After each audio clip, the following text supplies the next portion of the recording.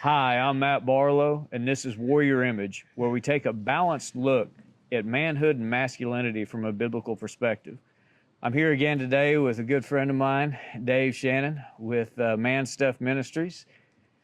Welcome to the show. Man, thank you. Thanks for having me again. Boy, I sure appreciate it. The last time we got together, it was good. It was. What a great conversation. I enjoyed it thoroughly, and glad to be back. Thanks.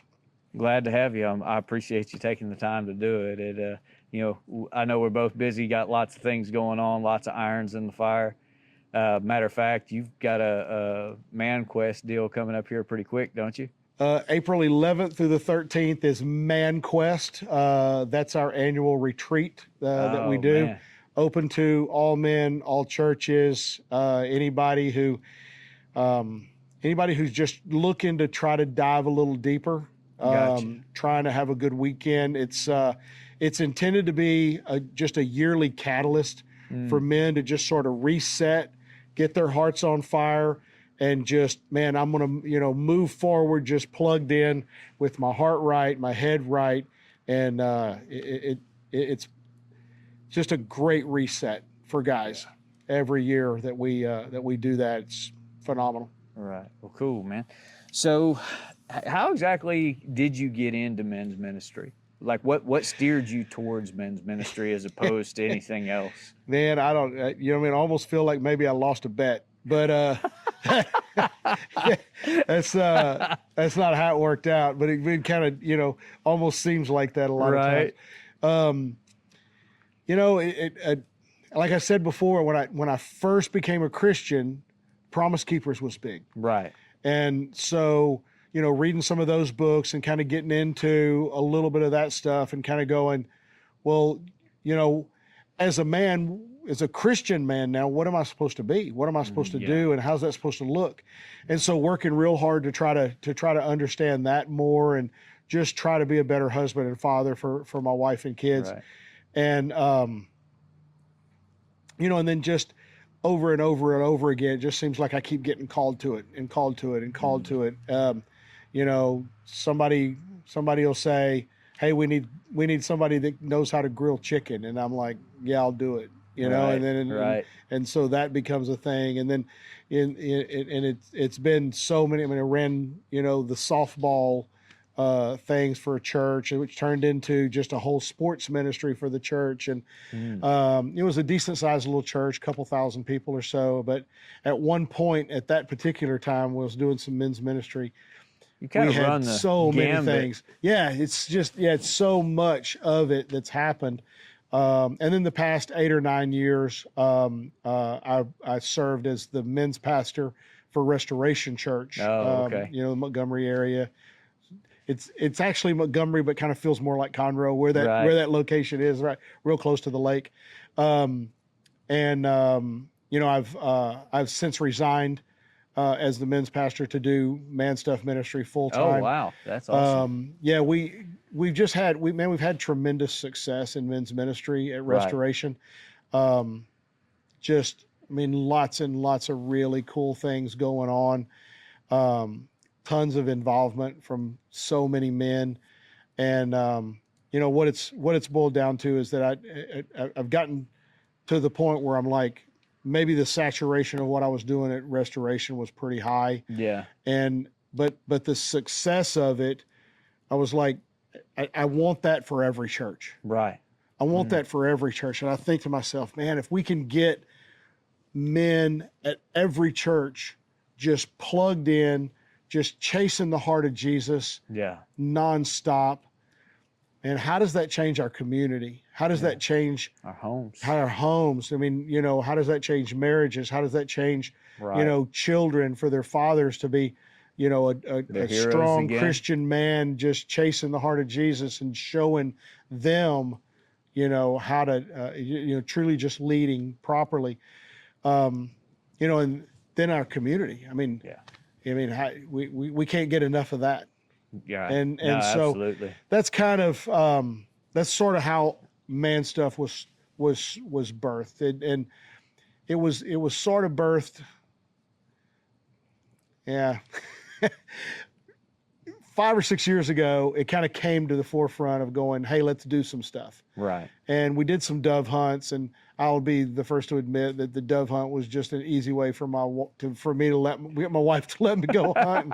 Hey, and man, you do what you got to do. Yeah, it's like, but baby, I'm doing ministry. I got to go hunting for ministry. I'm hunting birds for Jesus. I love it. and it kind of turned out, and we've been doing that for a while. Wow. And we do that every September, and down to kind of South Texas. We stay in Concan, Texas, and we hunt Uvalde, and it's a great trip every year. Man, it's fantastic. That sounds like a lot of fun. Yeah. Might have to hit you up on that one. Yeah, man. We need you. Yeah. We need you this year. That's for sure. Right. Want to see how you shoot.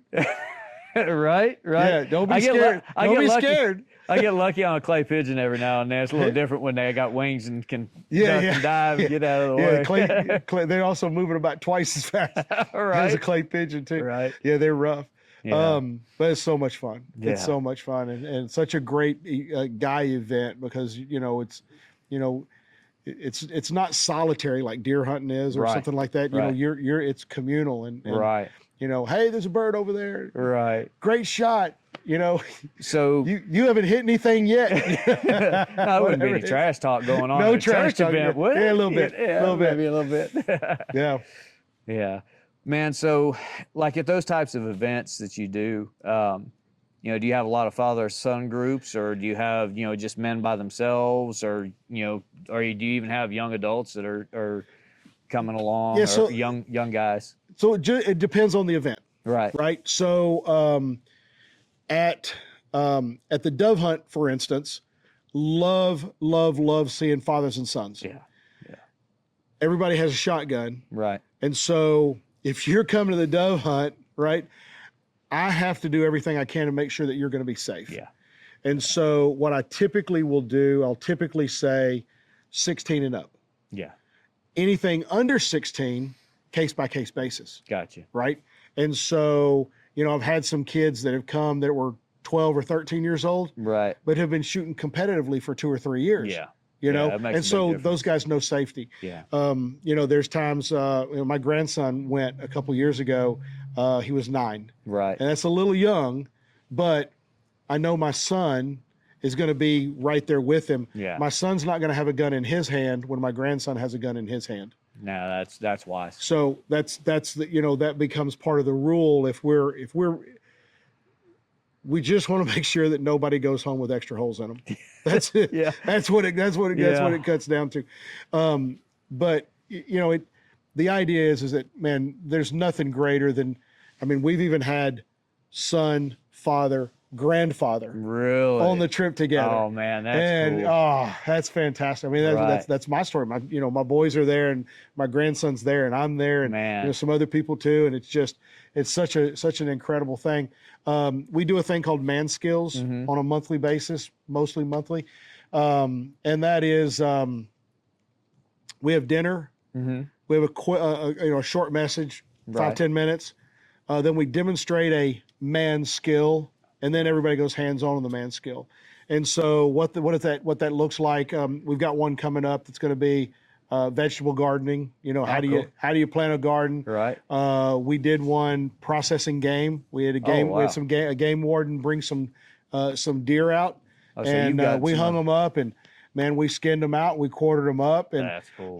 that particular one, we probably had 10 or 12 kids that were 10 to 12 years old. Right. And man, by the end of that, every one of them had blood to their elbows. They had blood on their face, and they just had and the biggest smile you've ever seen your whole life. Right. Because they're like they're becoming a man. They're becoming a man. Yeah. It's almost caveman stuff of right. just so primitive. Right. We've done some processing firewood. We've done processing water in the wild. How to build a fire with no matches, no lighter. Oh wow. Some things like that. It's just something that men probably ought to know, right, and probably don't, or at least want to know, right. I was at a thing where there was a Navy SEAL teaching you how to get out of duct tape, right, how to get out of zip ties, right, and how to get out of handcuffs. Right. I have absolutely no plans of being duct taped, zip tied, or handcuffed, Right. but the idea that I know how to get out of them now, Right. and I'm walking a little taller. I'm Right. feeling Right.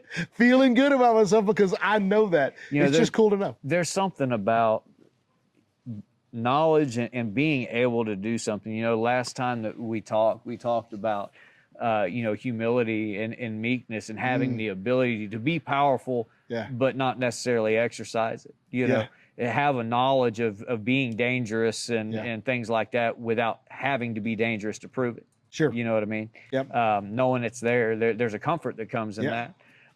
We just recently did a trip to the Navajo Nation a couple weeks ago. Actually, it was last week. Oh, And, cool. Just like anywhere, there's a lot of fatherlessness. And again, how do you become a man? How do you do these things? We took a group of guys into the national forest and got some dead wood and dead standing wood that we'd cut down and processing firewood because all of their heat there is through like wood burning stoves and stuff. And we got some of these guys that like they've seen a chainsaw but they've never run one. Yeah. And you get in there with them like you were talking about processing wood. That's right. At man skills. But I think my favorite thing, there was one point where I was just kind of off to the side and I'm watching these guys. Yeah. And when we first got there, they were following us around and, looking at what we were doing and wanting to be involved. But there was just something different when they came out of those woods when we were all finished up. Man, they had carried these big, huge logs on their shoulders and set them on the trailers. They'd cut all this wood up. They'd split all this stuff. Yeah. Their heads were higher and their chests were further out. There was a sense of accomplishment. Sense of accomplishment. Yeah. It's vital. Well, I mean, one of the questions that men ask themselves nonstop is, do I have what it takes? Yeah. Can I get it done? Right. Am I enough? Can I make it happen? And, going through those things, right, learning them, doing them, hands-on, and that accomplishment, it's more than just now I know how. Right. It's now I know I'm capable. Yeah. And that's a whole nother twist on it that is extremely, extremely important. Yeah. Yeah. No, absolutely. So man stuff, that the number one goal is, and we want to build men's ministry as wide as we can get it. Right. And as deep as we can get it. Yeah. And so, we do the events, 15, 20 events a year, Wild at Heart weekends, Man Quest, Man Skills, some conferences, the Dove Hunt, a bunch of different things that we'll do annually. And it's just great hands-on, right, great team building, fellowship building, great, plug into and get on. And, and a whole lot of it, Wild at Heart weekend is, man, that's diving deep. You've been in it, that's diving deep. It's that's a changing. Life changer. That's transforming hearts, that transforms families. Man, there's incredible stuff. So much healing for it.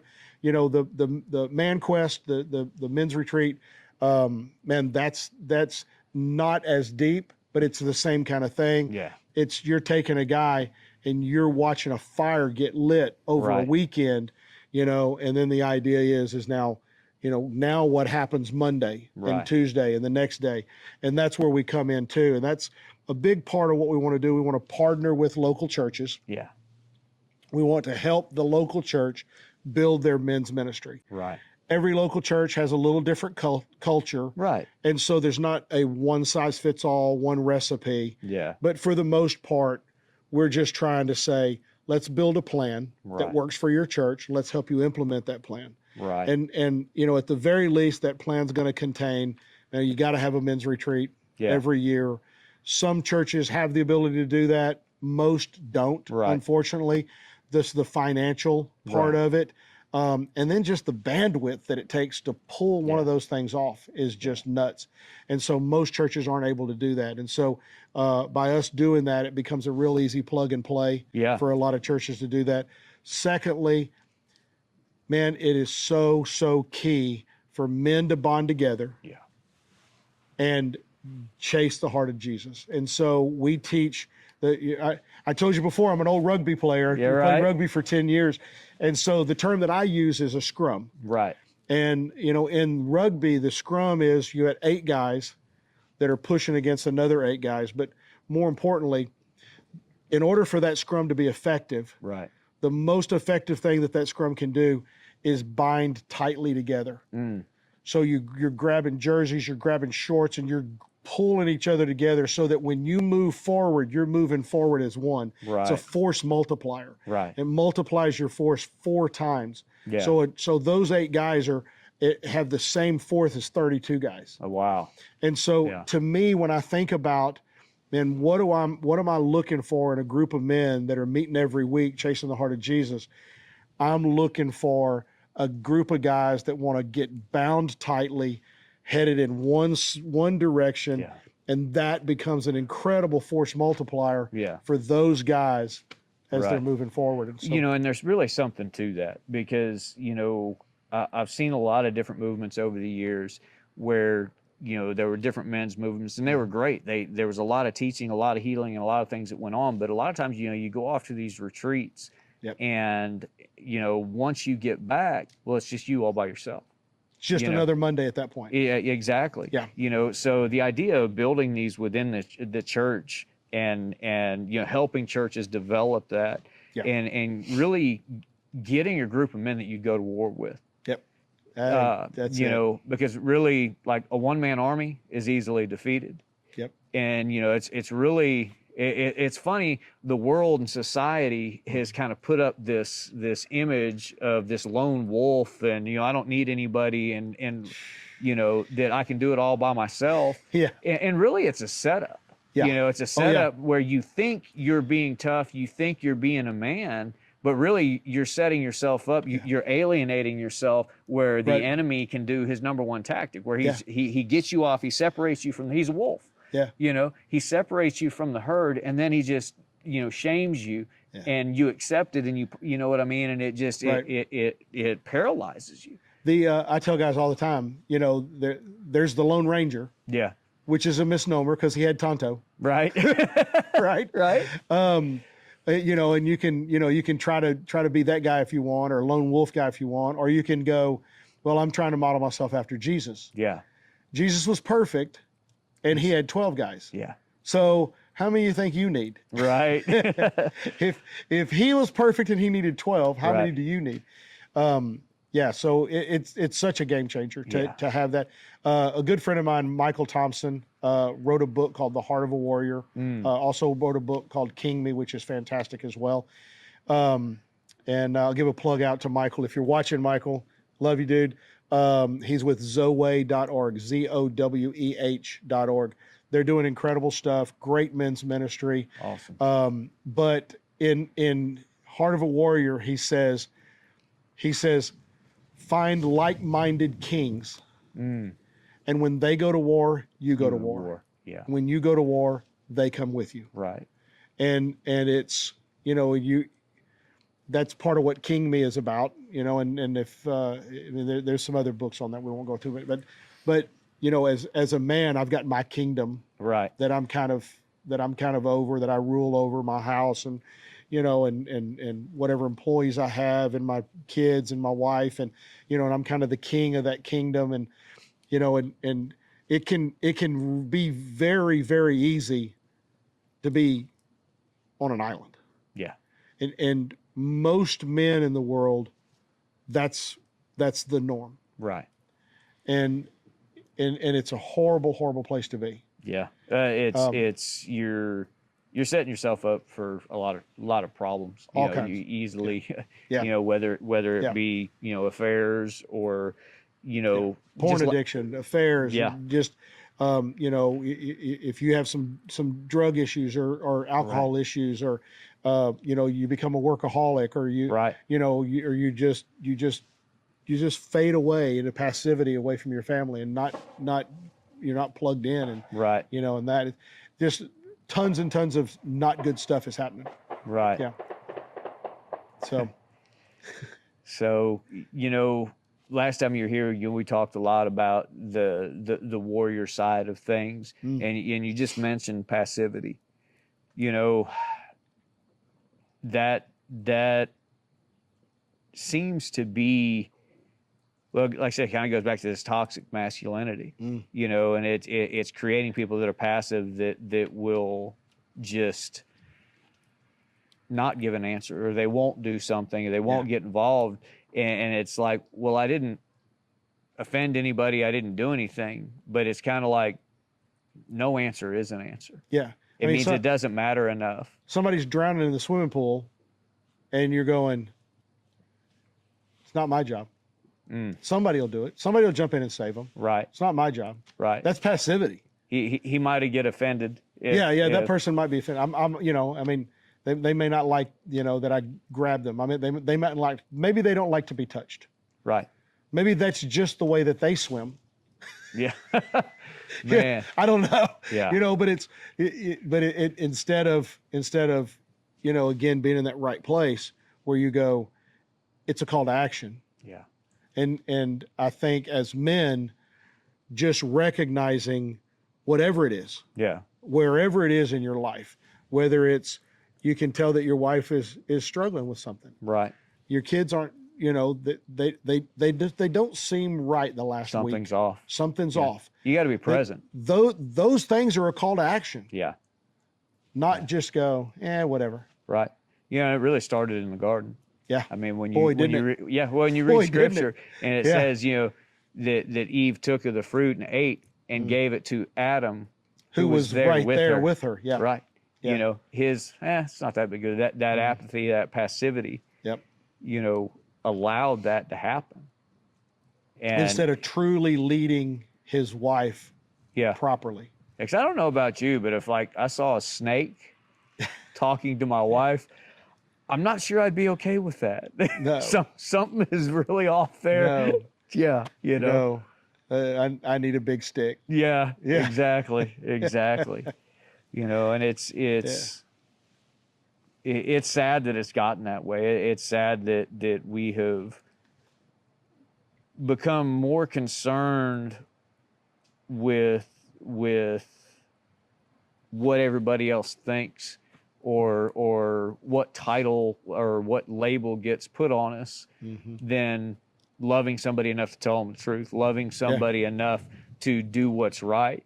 Yeah. And it, you know, there's a lot of things where there's a huge struggle for identity. Yeah. You know, and ultimately, like, we've got to bear that image of God, and we have got to carry that identity. Yeah. Well, I mean, think about just sharing the message of Jesus. Yeah. I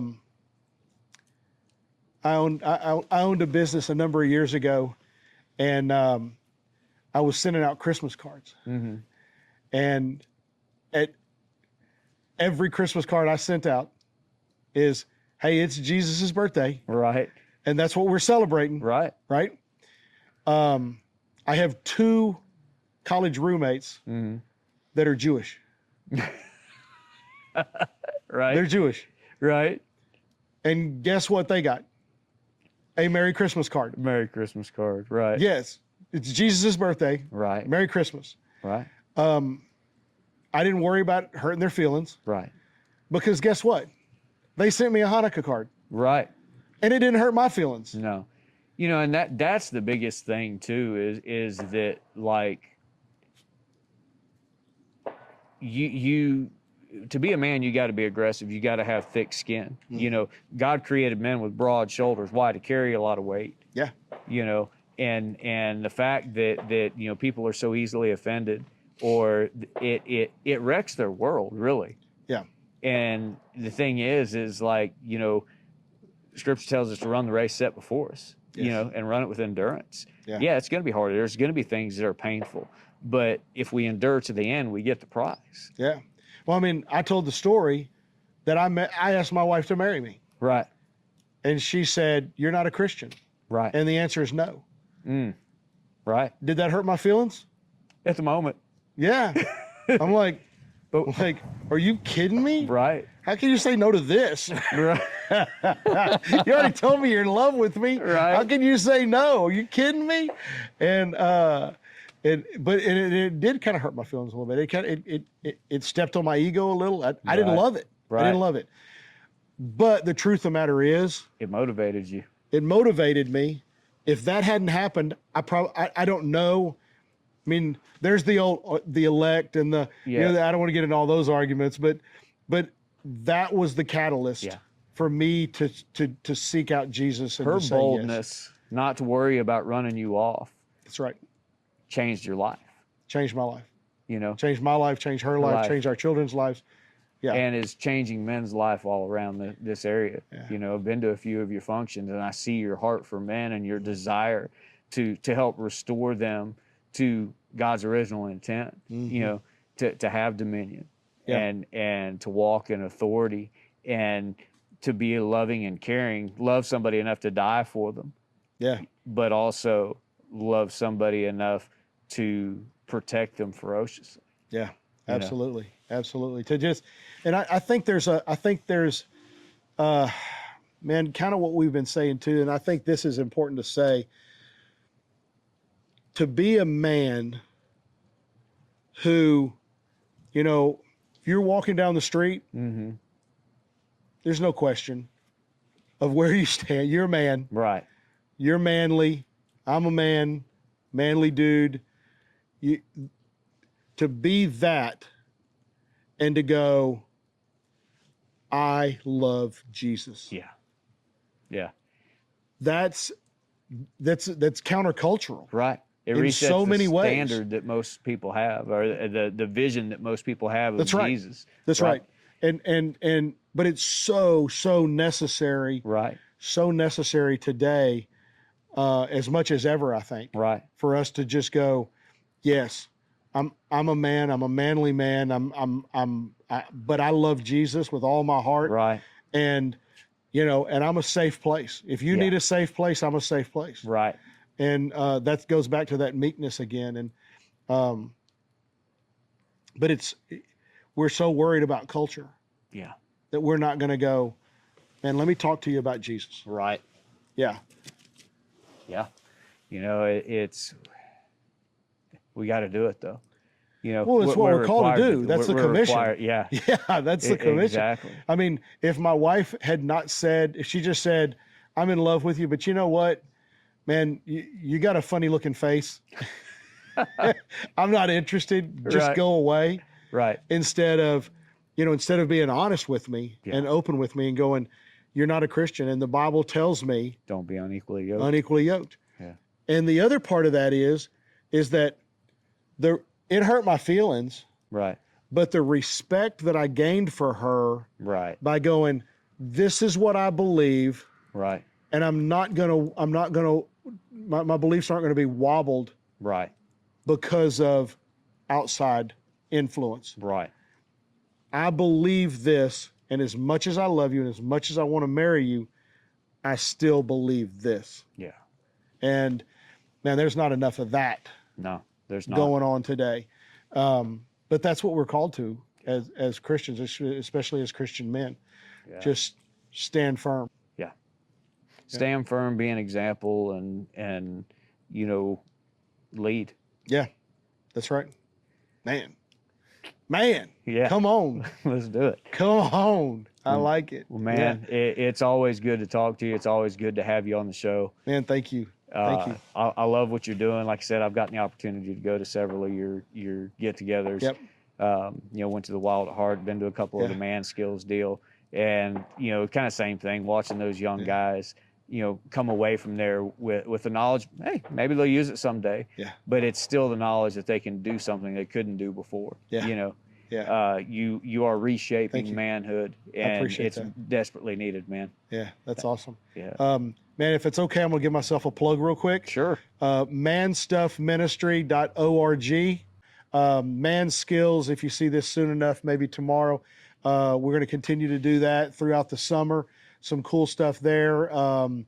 You'll be able to sign up for the dove hunt within the next few weeks as well. That's coming. And man, just more and more cool stuff that's going to be happening and that we're going to be doing. Additionally, if you're watching this and your church's men's ministry is not absolutely killing it, look me up. Give me a call. My phone number's on the website, 281-300-3342. I'd love to help your church. I don't even care where your church is. I'd love to help your church build men's ministry. Man, we need it desperately. It's discipleship. Desperately. Yeah, the problem in the world is men, fatherlessness. It's not going to get fixed with by any other way than by we got to get the men right. We got to get their hearts. We got to get their heartstrings. I think I I was patting the microphone. Sorry about that. We got to get their hearts right. Yeah, no, we absolutely do. There was a statistics I saw one time where it said, if you get the kids saved, there's about a 3% chance that the rest of the family gets saved. When the mom gets saved, I think it jumps up to like 15 or 16% of the families end up accepting Christ. But when the dad gets saved and turned on for God, it's like 97%, man. Yeah, it's incredible. So yeah, man, that just shows that it's our job to lead. Yeah, absolutely. And when we lead properly, guess what happens? Changes marriages, changes follow homes, and changes communities. They follow. That's exactly right. Yeah. Great stuff, man. Thank you. I can't thank you enough for just letting me be on the show again. I appreciate it, and man, it's just it's awesome to be here. Yes, sir. Glad to have you. Thanks. All right.